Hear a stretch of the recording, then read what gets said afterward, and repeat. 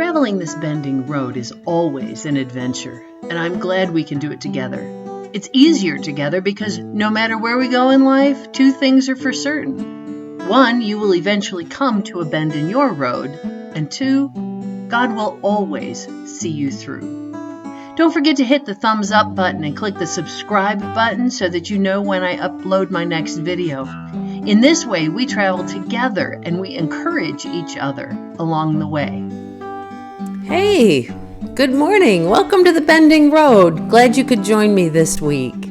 I hope you've had a good week. We've had a good week. We're settling in more and more every day into our new place and finding our way around and all of that. And it's good. Things are really good. I appreciate all of the new subscribers. We're up to 116, and I love those who comment on the video. Some of you comment just about something I've said. Some of you have some questions about some things I've said, and that's good. That's always good. And others have prayer concerns and ask me to pray for their situations, and I always appreciate that, and I'll add you to the prayer list.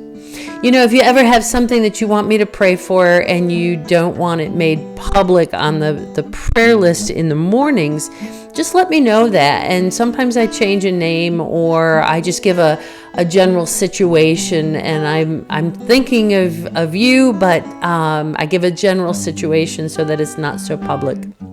I've been thinking a little bit about wisdom this week. Dave and I often have these interesting and maybe odd conversations, and so here's the scenario we were talking about. You've heard, I'm sure, of fair trade coffees, and there are several organizations that deal in fair trade coffees where they pay the workers a real decent living wage. Therefore, the coffee may be more expensive, but you know that it's not using basically slave labor. So we got to talking about that, and I said, okay, if we're willing to pay a little bit more for the coffee to encourage that kind of labor practice and make sure those people get a living wage, what happens to those who are working for the companies who don't pay enough anyway? If we stop buying the general, I don't know, I'm not even going to name a brand because I don't know. The general brand of coffee that is not paying a fair wage, and we stop buying those. Let's say we all get together and we totally boycott that, and we stop buying, and they go out of business. Well, then these employees who have no money, who aren't earning a fair wage, now they have no wage. So that's not good either. There's some other things that you think about a certain situation and you think that through to its logical conclusion, and maybe the end result isn't so good.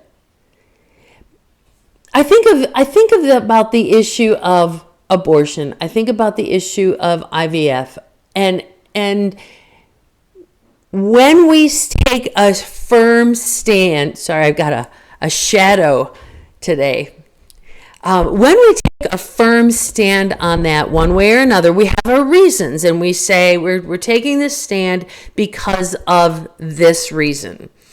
Woman's right to choose, or because abortion kills babies. And so, we take a stand on one side or the other.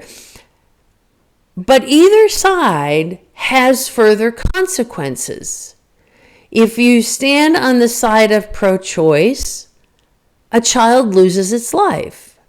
A woman deals with depression or anxiety, future guilt, issues of not being able to reconcile that down the road, and it's hard. On the other side of it, if you are pro-life, which I will say I am, then you have women who have children who are either not wanted and they need a place for adoption or foster care. You have women who are now raising their babies and maybe it's a single mom and they need extra help.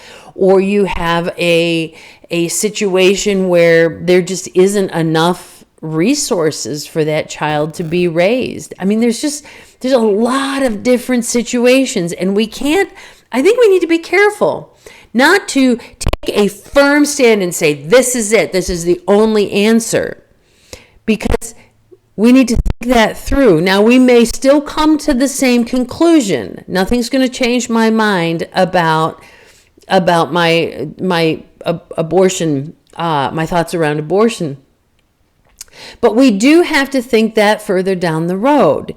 And I believe we need to buy fair trade coffee, but we need to think that down the road. What happens? What are the consequences of our decision like that? When we think about IVF, we take a firm stance on that.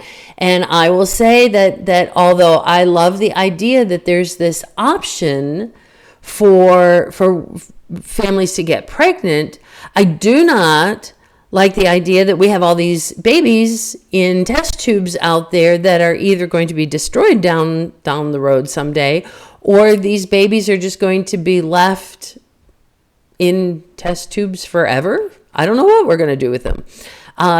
So we've got to think the consequences of our choices down the road. Now I could go further on all of that, but I'm going to leave it there. And that whole thought process brought me to James.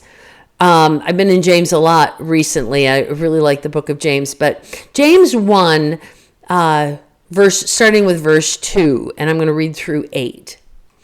Consider it pure joy, my brothers and sisters, whenever you face trials of many kinds, because you know that the testing of your faith produces perseverance. Let perseverance finish its work, so that you may be mature and complete, not lacking anything. If any of you lacks wisdom, you should ask God, who gives generously to all without finding fault, and it will be given to you. But when you ask, you must believe and not doubt, because the one who doubts is like the wave of the sea, blown and tossed by the wind. That person should not expect to receive anything from the Lord. Such a person is double-minded and unstable in all they do. Now, I know that James is talking about trials and temptations in our lives and situations that we face. But I think this also applies to when we're trying to deal with difficult situations, difficult decisions, moral decisions that we're making. And we need to seek wisdom. It's way too easy to get caught in the hype and say, nope, this is the answer, period, that's it. Women have a right to say what happens with their bodies, period, that's it. No further discussion. But what about that baby? We're not talking about the body of the woman anymore. We're talking about the body of the baby. And what about IVF? We need to have wisdom. Now, I know that, God loves us and heals us and forgives us and walks us through these difficult things. But before we go out and say, this is it, I'm not talking about it anymore, we need to seek God for wisdom. We need to seek God for wisdom on what are the consequences of this action. Now, it may be right, but how do we go forward? How do we live that out? It's not just a matter of saying yes or no. It's a matter of living it out. And it says, if you lack wisdom, you should ask God, who gives generously to all without finding fault, and it will be given to you.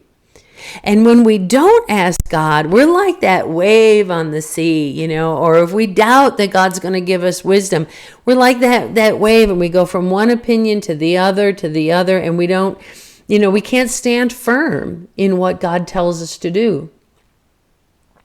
Now I have my views on these issues. But that's not so much what this is about. What this is about is as we travel this bending road and we are faced with political or moral issues, before we just take a stand and say, well, this is my answer and this is what I believe, have we talked to God about that? Have we spent time in prayer and sought God not just for the answer, is this right or wrong, but also what are the ramifications of that, and how do we need to go forward?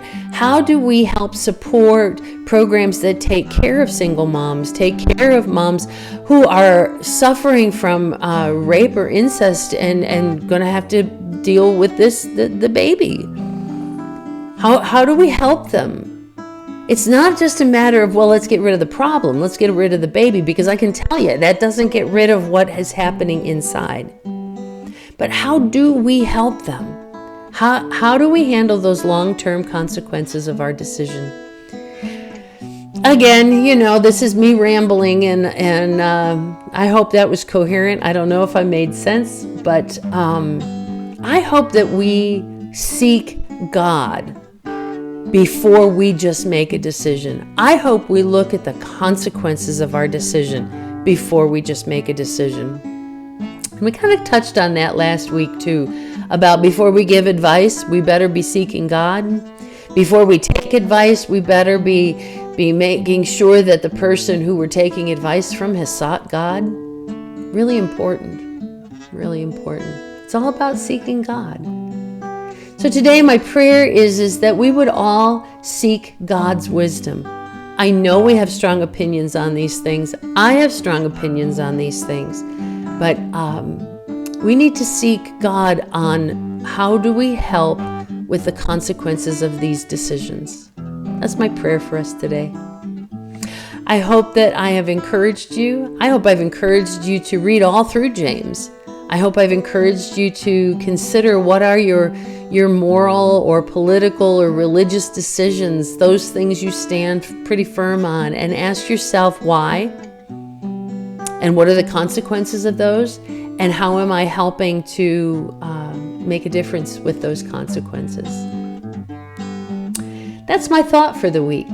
I hope you have a great week, and I'll see you next week along the Bending Road.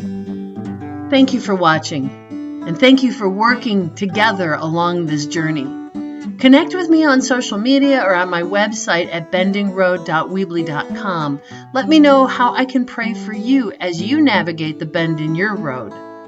I pray that when you see the bend in your road, you will not be afraid, but will take the hand of God and keep walking. You are not alone.